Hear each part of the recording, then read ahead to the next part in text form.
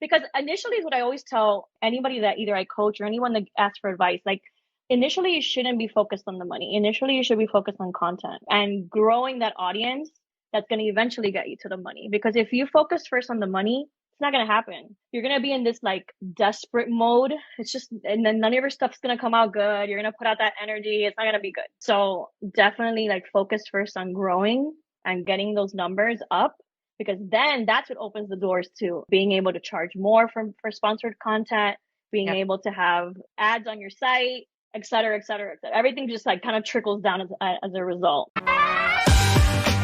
You're listening to Yo Quiero Dinero, a personal finance podcast for the modern Latina. I'm your host, Janice Torres Rodriguez, personal finance expert, speaker, writer, and business coach. I teach women of color how to build wealth and gain financial independence through side hustles and investing. On this show, we're serving up POC-friendly personal finance knowledge, always with a side of sass. We're talking about how to make dinero, how to keep it, and how to make it grow. If you're ready to become poderosa with your dinero, you've come to the right place.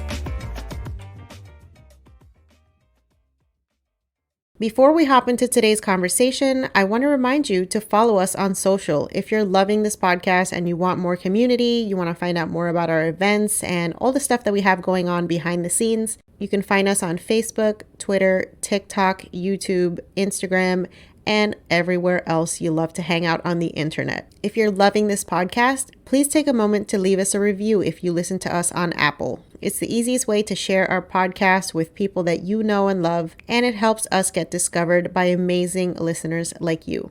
So take a moment, leave us a review, share us with your friends and family, subscribe so that you never miss an episode, and make sure to check out our blog, YoQuieroDineroPodcast.com, where you can sign up for our email list and you'll never miss an episode. Plus, you get exclusive invitations to our live events, special discounts for our digital courses, and as always, our best personal finance tips and advice to help you be poderosa with your dinero. Thanks for listening. Now, let's get into the episode. Hola, mi gente. Welcome back. I have another IG Live for you here today, and we're going to be talking about food blogging, okay? Which is how I started my entire journey as a side hustler, was through food blogs. So tonight we're going to talk about how you can actually make not just like a little bit of money, but like enough money to walk away from your 9 to 5 and literally make a living as a food blogger. So just a little bit of context. I started my food blog in 2013, and it was something that I didn't realize would be my ticket to financial freedom. And I feel like a lot of the times we don't necessarily think that like side hustles that we're building are going to be the way that we escape the 9 to 5, but it's definitely possible. Okay. So why don't we start off with intros? Go ahead, girl. Tell us who you are. Okay, so hello. My name is Jamie. I am the blogger, food photographer, accountant, like all the things, right? For A Sassy Spoon. I've been blogging for 5 years. I actually did things a little backwards, usually people do. I actually quit my job and then started my blog. Oh, girl, you cray. Yeah, I know. When people tell me, they're like, what? I was just like tired. I was over corporate America. I was over it. And I was just ready for something new. And it was to the point where, I don't know, I'm sure everybody's gone through this moment where they're ready to resign, but they're like, okay, but what's the next step? Like, where do I go from here? And I had already done the corporate America. I had climbed the ladders. I had done all the things. So for me, it was like, what's next? And at that point, what was next was to work for myself. It was something that I've always wanted. So I gave myself a little panic deadline. I had savings and the whole thing. And, I wasn't that crazy. I had bills to pay, obviously. But I just wanted something new. I wanted something rewarding, something different, something challenging. I was tired of like working and trying to work my way up the ladder to leadership positions and to fight for salaries. I mean, you don't have to tell Girl, this. you preaching to the choir. I get it.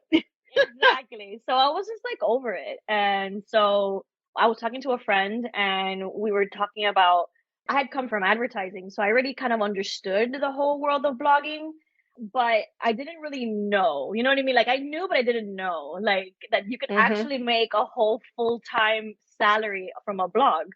Yeah. So I went down rabbit holes of information. I went through every income report. Pinch of Yum had at that time, it was 2016. So Uh-huh. they were posting their income reports. I was reading all of them and taking ferocious notes and just reading everything, basically, all the webinars and the message board, the Facebook groups and everything else, Yes.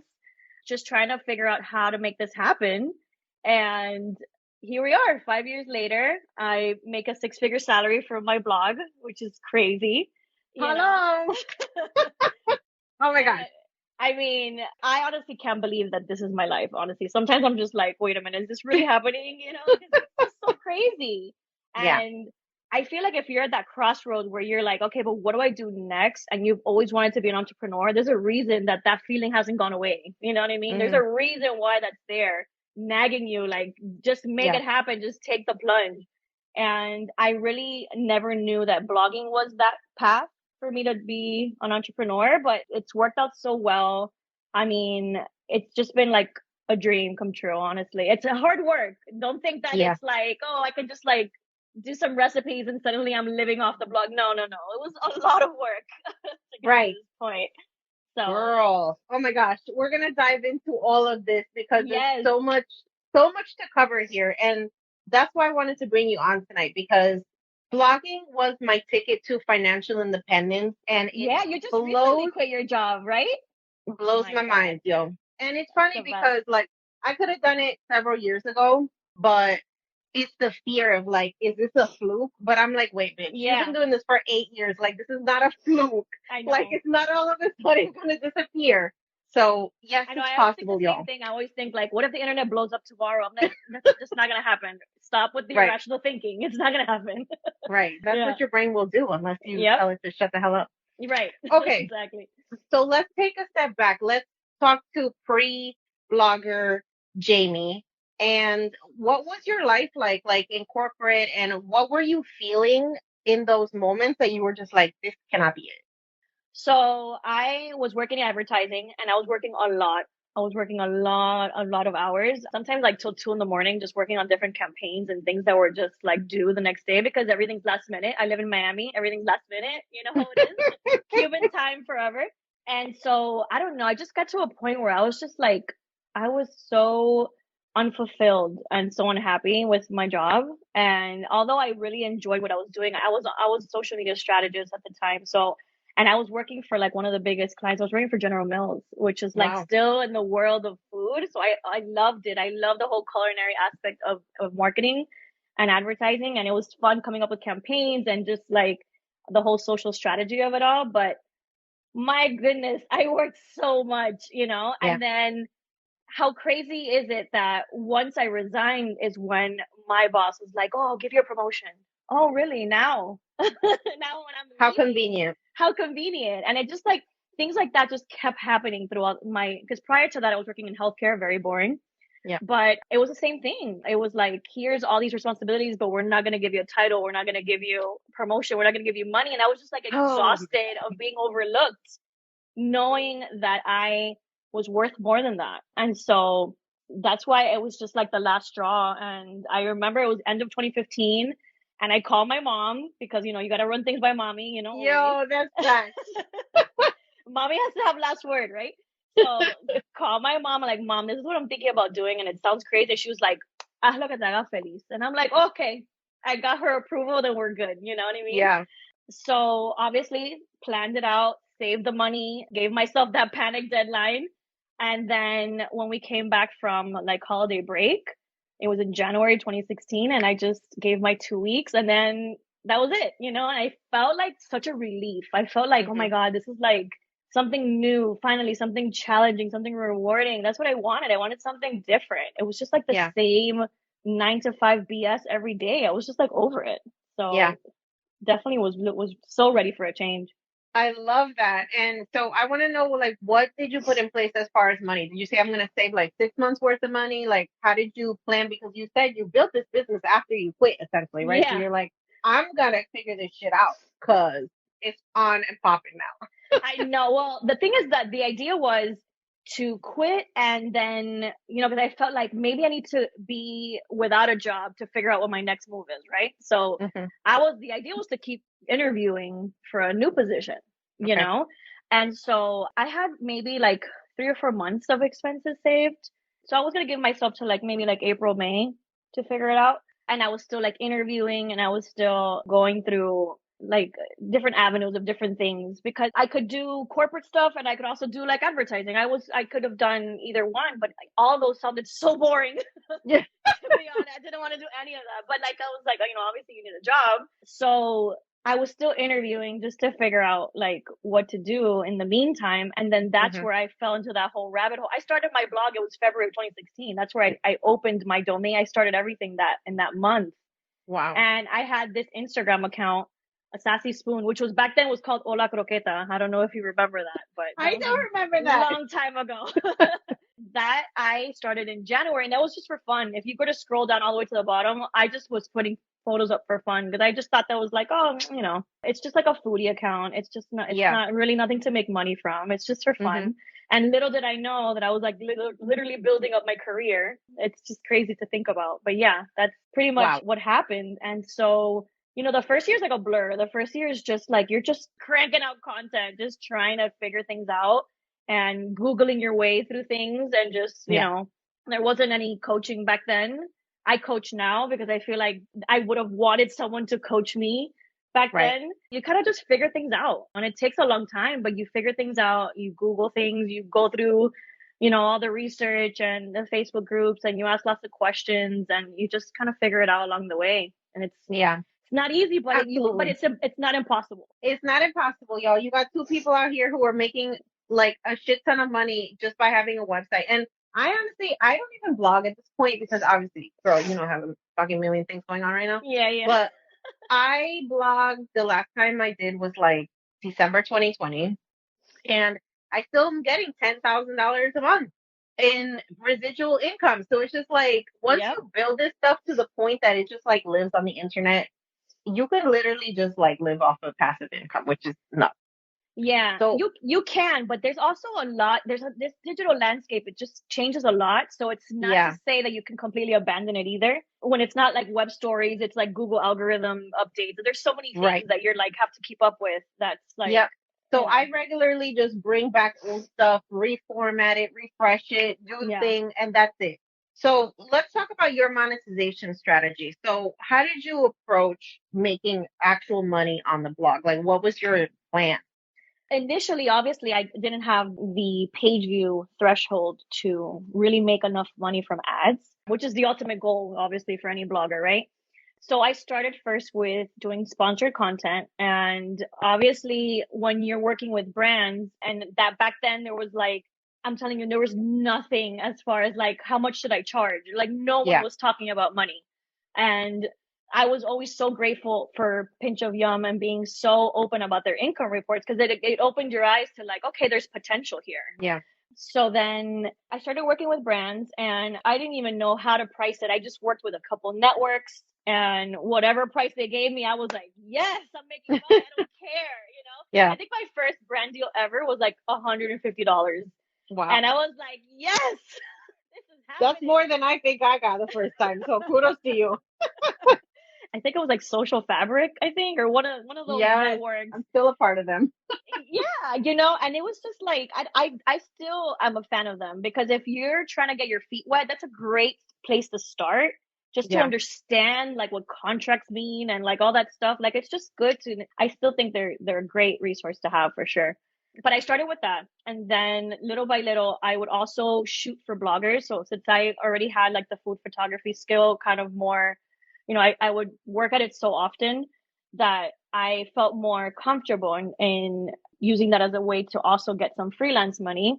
So besides the sponsored content, I would shoot for bloggers or for brands if they needed like photography for their websites and things like that. And affiliate marketing too. So anything from like Amazon, anything that could get me a little bit of commission, anything little thing helped at that point, every little thing like added up. So little by little, it just got better. You start making money. So when did you start seeing like actual income from the blog? So you started February 2016. Like when was your first time? So it was at the end of that year. That was the $150. Girl, so what the hell did you do that whole time? I was living off the savings and I was doing like freelance gigs, like here in so Miami. social media marketing for restaurants, just hustling my way to never having to step foot in an office again. This is the Yeah, goal. The goal was never to go back to a 9 to 5. So I would do whatever. Oh, you want me by to take any means pictures of the food? necessary. Okay. You want me to do social media? You want me to run your Instagram account? Okay. Like just like kind of Wow. doing that because I was not going to step foot in an office again. That was pretty much the goal. And then the next year, I was able to charge a little bit more and I was able to get more freelance clients. And so less of the local stuff and more of like the blog stuff. And so eventually by 2018, that's when I joined AdThrive. And that's when the real money started coming in that I was like, yes, okay, finally. Because initially is what I always tell anybody that either I coach or anyone that asks for advice, like initially you shouldn't be focused on the money. Initially you should be focused on content and growing that audience that's going to eventually get you to the money. Because if you focus first on the money, it's not going to happen. You're going to be in this like desperate mode. It's just, and then none of your stuff's going to come out good. You're going to put out that energy. It's not going to be good. So definitely like focus first on growing and getting those numbers up because then that's what opens the doors to being able to charge more for sponsored content, being Yep. able to have ads on your site, et cetera, et cetera, et cetera. Everything just like kind of trickles down as a result. So the goal is first to always focus on content first and foremost. Yeah, absolutely. And I think, the world of blogging is, I mean, it was so different in 2013. And even when you started, now it's like, I feel like I'm relearning this whole shit because now I'm creating a second blog for Yo Quiero Dinero. And like, back in the day, it was so easy to go organically viral on any fucking platform. Now, Yes. in order for people to see your stuff, you have to pay for ads essentially, or like get some random hashtag that randomly goes viral. But I'm curious, like, what advice would you give to people who want to start a blog in 2021 versus like what you experienced when you were starting? It's so hard now with social media being so algorithm Yeah. happy. Yeah. I think like above all, obviously focus on content and focus a lot on SEO. Again, since I come from an advertising background, I already understood that SEO was like a big part of it. And even if I didn't know like all the technical terms, I Yeah. knew that that was important. So I made sure to, have a site that didn't have a bunch of plugins that have, not a site that had like all the pretty things because they look pretty, but they slow down your site. Make sure that your photos are not these ginormously sized photos. Make sure that they're optimized. And there's just like little things like that I already knew coming in that I think really helped me in growing faster. So I think anybody that's starting now, make sure your site's like super lean and clean. Forget all the gadgets and all the Instagram cute things that you want to add to it. Keep it as plain as possible. Yeah. And make sure your photos are like very bright. They don't have to have, you don't have to do like, if you don't have a professional camera just yet, that's fine. But like, just make sure that they're shot in a very bright area with like good lighting and everything else. You'll learn like composition and all that stuff. But I think the photos that are light and bright are really important. Mm-hmm. And a clean site, making sure that you're covering all your bases as far as like the information that you provide, because we all want to provide value. This is essentially what everybody's looking for. Everybody's Googling to find solutions to their problems, Mm-hmm. So make sure you're answering all those questions in your blog post. Make sure that you're showing step-by-step photos. Make sure that you're giving all the steps to the recipe and you're not just putting it up there. We're not a database, we're a resource. So make sure that you're including as much information as possible because that's what people are looking for. People are looking for answers and we're here to help them. Absolutely. So there's some questions around SEO. So if you could give us like a broad overview of what it means, because that's something that is super critical to this being successful. Yeah, absolutely. SEO is search engine optimization. And basically what that means is you're basically creating your blog post in a way that Google understands. And there's like technical things obviously behind that, using a recipe card that's Google compliant, making sure that you're using a lot of H2 headings that make it very easy for you to skim through the content. Because let's be real, nobody reads, they all skim. No. Everybody's just scrolling, looking for what they need.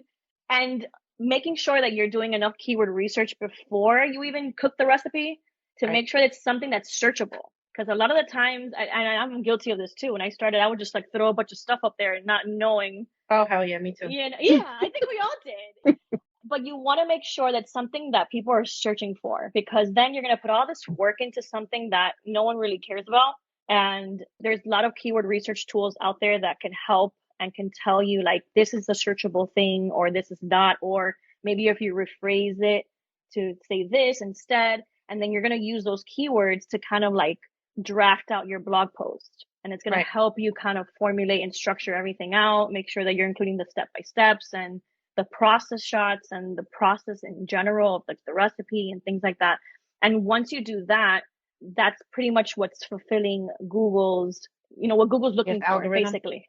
Yeah, because that's what SEO really is all about. It's just like, it's for user experience. They're looking for a website that's pretty much as structured as possible so that they are able to index you on their site so that when someone Googles, they can find you. You know what I mean? If you have a very structured site that's giving them all the information they need, then they already know. Okay, this site is good. I'm going to send more traffic this way. Yeah, that's a great explanation. And so one of the tools that I use for keyword search is trends.google.com, because I love it because it also gives you these related queries. So once you find your keyword, you can also think about like what those H2 headings are going to be and use some of those related queries, y'all. So that is free game right there. You're welcome. There's a question in here that says, do you think you can monetize any blog? For example, a life journey or something that you're personally going through? I say, again, going back to keyword research, if there's enough research behind that topic that you can find something to talk about forever, basically, because you want to pick a topic that's going to be something you're going to be able to create content for on an ongoing basis, then I think you can make money out of any blog, because the goal is to generate an audience. But if nobody's looking for that specific topic, then you can generate an audience you're going to be able to monetize. So the idea is always to figure out a topic that will be sustainable enough for you to have enough content to create and to be able to monetize eventually. Because once you find your audience, you're good. From that point, it's just finding the brands and, everything else just falls into place. Mm-hmm. Yeah. And, the things that are trending as far as the topics for blogging change, like I saw something recently that said that how-to blogs, like just blogs that are showing you how to do things, are perennially successful because people are always going to be looking for like how to do whatever, right?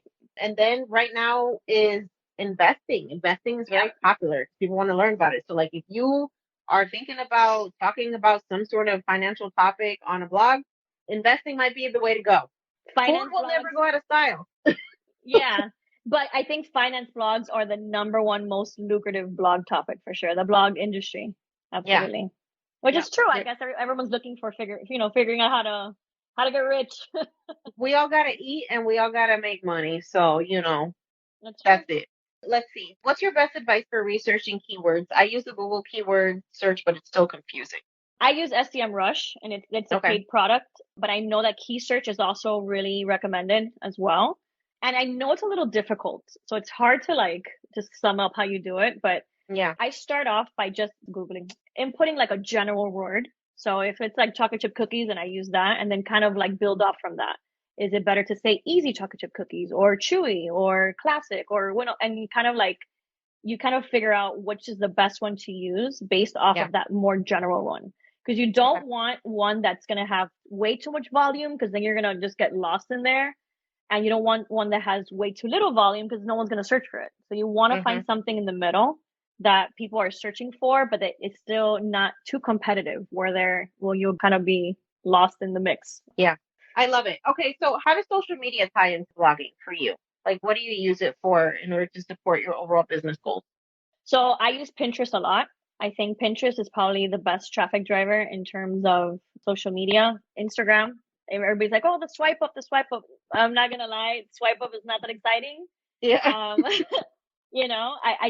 feel like Instagram was built for people to stay on Instagram. No one really wants to click the link in bio. No one wants to swipe up. They want to stay on Instagram, I always say that you should choose a platform and live there, whatever it may be. If it's Facebook, it's Facebook. If it's Instagram, it's Instagram. If it's Pinterest, it's Pinterest, whatever it is. Right now, what's working for me is Pinterest and web stories. Web stories is a new thing now because we have to always be on top of everything, right?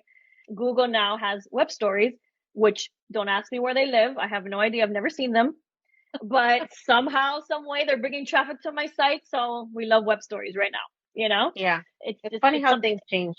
Right? Yeah. It's something that now lives on WordPress and you create, it's just the same as like a story pin on Pinterest, except you're doing it on a different platform. It's pretty much the Ah, same thing. But I guess since it's new, then it's like Google gives it more juice so right. that, It's the same thing with the Instagram Reels. It's, right, whatever's the new thing that platform comes out with is what they're gonna push. So exactly. And Reels are okay. great. Reels are excellent, especially Yes, for food blogs.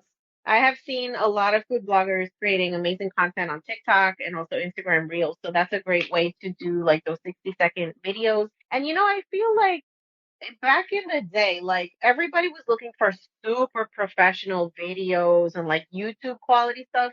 Whereas now you can shoot shit with your camera and like it doesn't matter. So Yep. that pressure of having like this, Better Homes and Gardens curated stuff is not there anymore, which is nice. I know. It's funny because I have a lot of those YouTube-esque, videos. Uh-huh. And sometimes I'm like, should I just like edit this into a reel? And I'm like, no, it's not gonna do well because what people want to see is your dirty kitchen. They want to see like the real life Yeah, situation. They don't want to see the prim and proper white background. right. Reels are more organic. You have to make them more authentic for sure. Absolutely. Okay, so there's a ton of questions coming in here, so let's Oh take my them. goodness. So when you created your site in the beginning, did you pay for it or did you build it yourself? So the first site I ever did, no. The first site was all built by me, not professional. I actually didn't. I didn't pay someone until 2018 because that's when I felt Okay. like, okay, I'm actually making money from this. Let me reinvest it into the business because Yeah. before that, I didn't feel like it was necessary. So I was still able to grow an audience with, a cheapy. I think my theme was like $30 or something when I first started. So I didn't Okay. pay anybody to do it. It was just something that I installed myself. Literally, it was like a button and I uploaded and that's it. So don't think that you have to have like a professional, super $10,000 website or something like that to grow. You can grow on something a lot smaller and just continue to improve from there. Yeah. Absolutely. Like, let's not get caught up in the perfection hamster wheel, y'all, that you need to have this big ass professional website because that's what stops you from just showing up and start doing your stuff. Yep, that's true. All right. When creating your blog, what did you decide to outsource versus create on your own? Great question. So the first thing I outsourced was all the bookkeeping and the accounting and everything. Yes. I didn't want to deal with any of that. That was the first thing I did. And then after that, then it was, like the more of the admin stuff, like the Pinterest, the creating pins and Facebook and all that, have a VA just handling that. I've had other things done, like, I've had whenever I wanted to like tweak my website. I'm having now speaking of, I'm having my website now redesigned. So I obviously outsourced that. But at the beginning, I honestly did a lot of stuff myself. And until I started making money was when I started to outsource more. Okay. Yeah. So, and you definitely want to focus on the money making task and just outsource whatever else you can. That's Hmm. definitely the goal for sure. And that's a great piece of advice for any type of business, y'all, because we don't need to be wasting time on nonsense, period. Yes, exactly. So the platform that Jamie and I both use is WordPress. And Hmm. so that's kind of the gold standard for blogs in general. I never recommend anything else at this point because it's just like, why? Like, don't 100% reinvent the agree. wheel. Not only that, but you can't monetize on Squarespace or Wix or any of that. So don't Yeah. even bother. I know that they're Yeah. easy to use, but just go straight to WordPress. It's just going to be a lot better in the long run. Yeah. Okay. Did you make an LLC or do you have to make an LLC for a blog? So I didn't make my LLC until I started making money. So in 2018 is when I opened my LLC. But prior to that, I was just pretty much claiming everything on my personal taxes as a sole proprietor. Yeah. So again, don't let that stop you. Just start. At the end of the day, it's just a matter of starting. And I know that feels scary sometimes because I'm an overthinker. So I get it.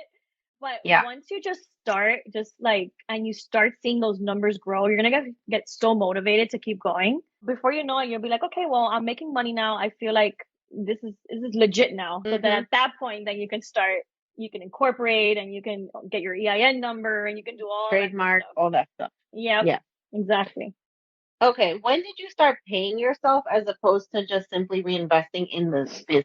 I think around the same time, around Okay. 2018, yeah, I started Yeah. giving myself a salary because then at that point then it was like that's when it was like, okay, there's enough here to reinvest and to actually pay myself too. Yeah. Awesome. Okay, so do y'all use the free version of WordPress? Absolutely. Do not use WordPress.com. That is not the same thing. So WordPress.org is a Mm-hmm. open source free platform that you can get from any reputable web host to literally upload or download whatever the hell it is. They will put it on your website, and it's a framework essentially that you use to then build out everything from how your site looks to creating your posts, any plugins, widgets, all the things. So Yeah, you should never, WordPress.com has the URL it would say like a sassyspoon.wordpress.com. You don't want yeah, that, you know? no, you cannot You monetize that. Yeah, unfortunately it's just not flexible. And you want Yeah, something that, that gives you that flexibility to be able to do whatever you want with it. yeah. How often were you posting when you first started, and how often do you post now? I honestly don't post as often now as I used to. Yeah, But again, I think that gives us like that luxury that we've been working towards this whole time. But right. initially, I would do like 2 to 3 times a week. Okay. And I was very consistent about it. I think consistency is something that's very overlooked.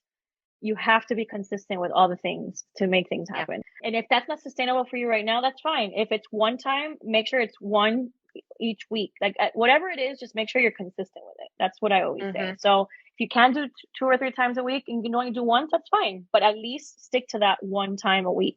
I You love it. definitely want to stick to it. Did you ever consider giving up on blogging? Of course, absolutely, all the time.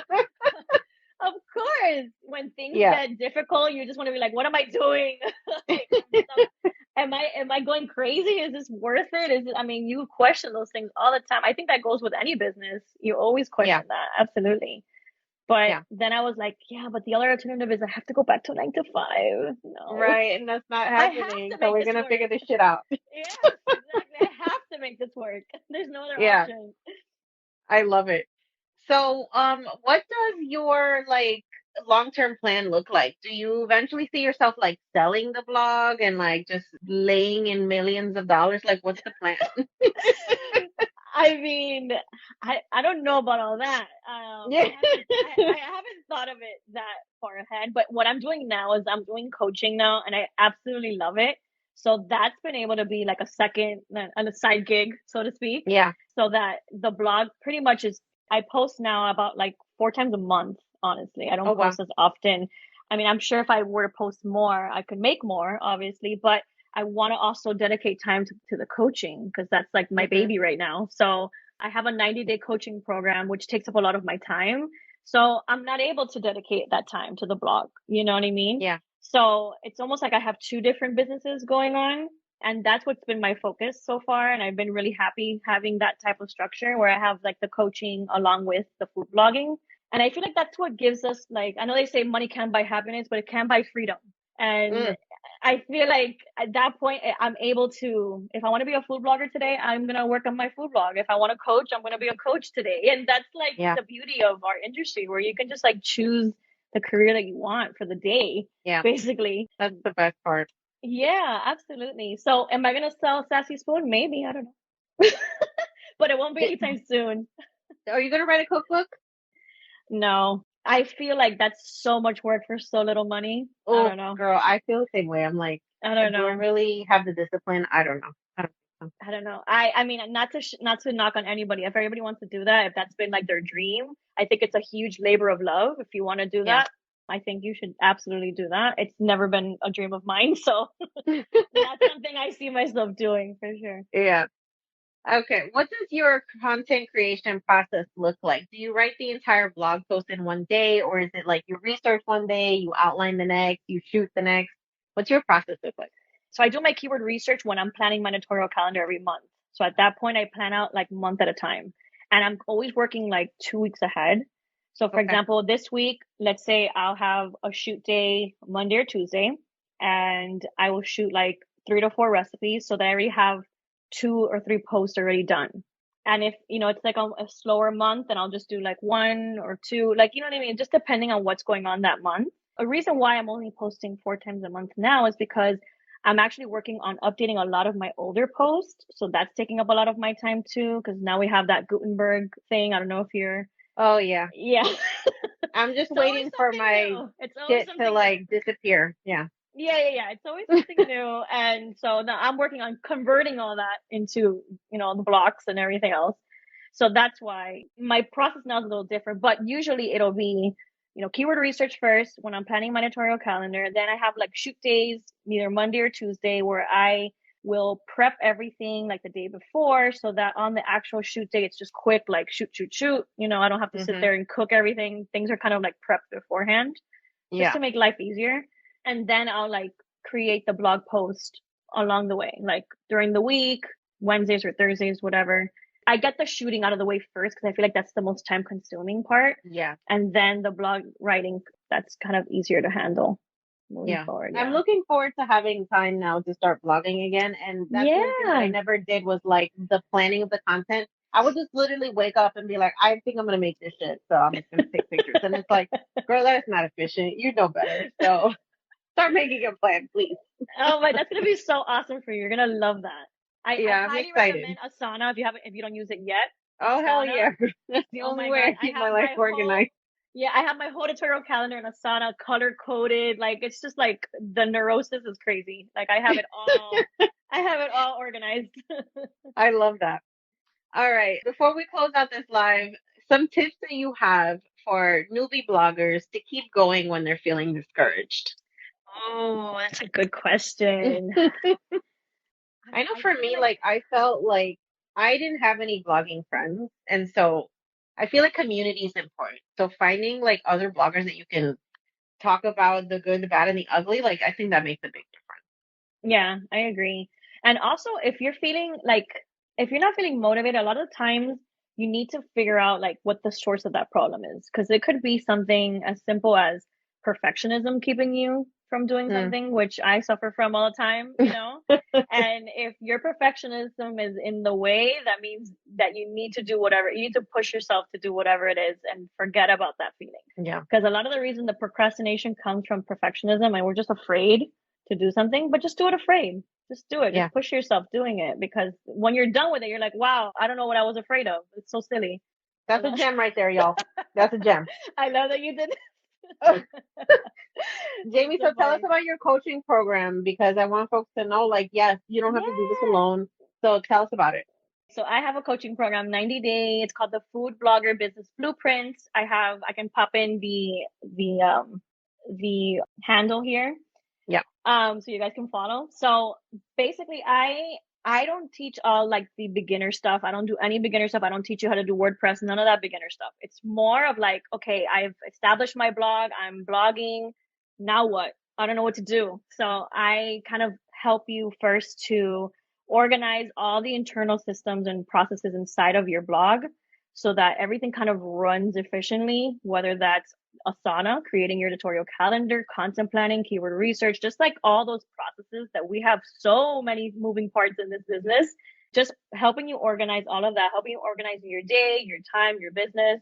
And then once that is pretty much in place, then I kind of teach you the ins and outs of, growing the blog and monetizing and things like that. So it's basically for any food blogger that wants to turn their blog into a full-time business. This is the program for you, and it's 90 And there's days. nothing like it. There's 90 days of intense work. So if you're not ready to work your ass off, then you need to come ready. There's lots to Yes. do.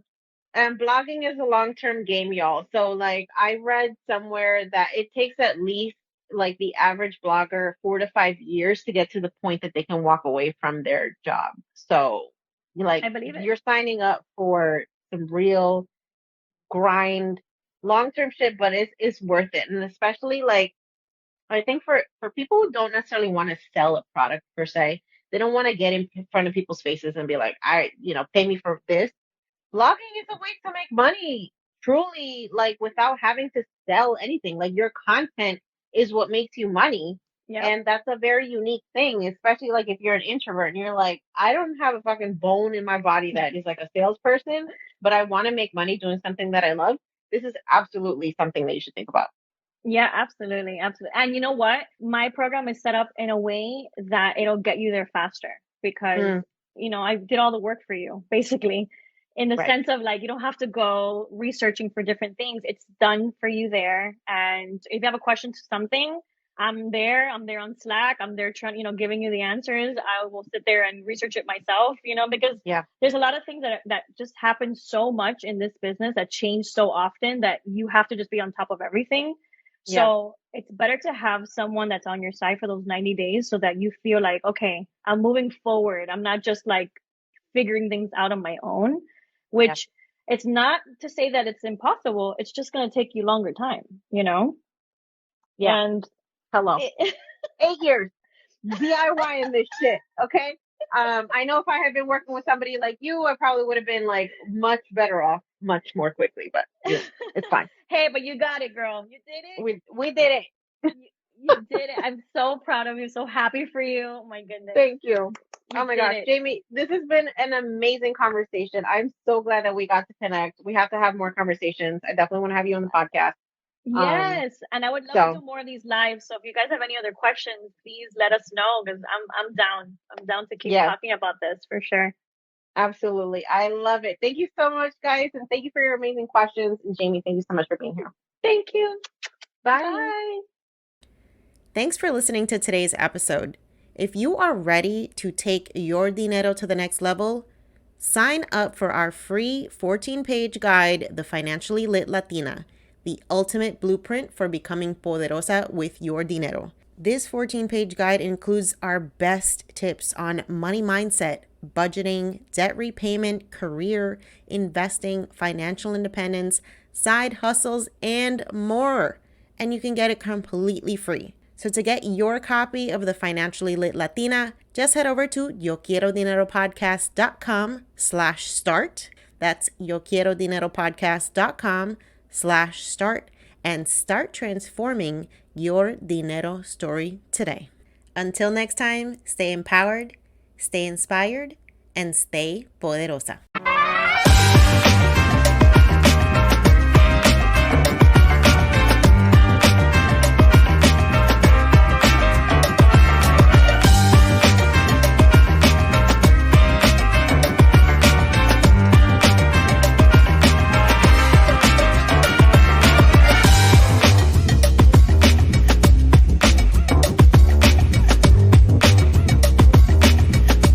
On the Yo Quiero Dinero podcast and associated entities, all information provided is for general information purposes only and does not constitute accounting, legal, tax, or other professional advice.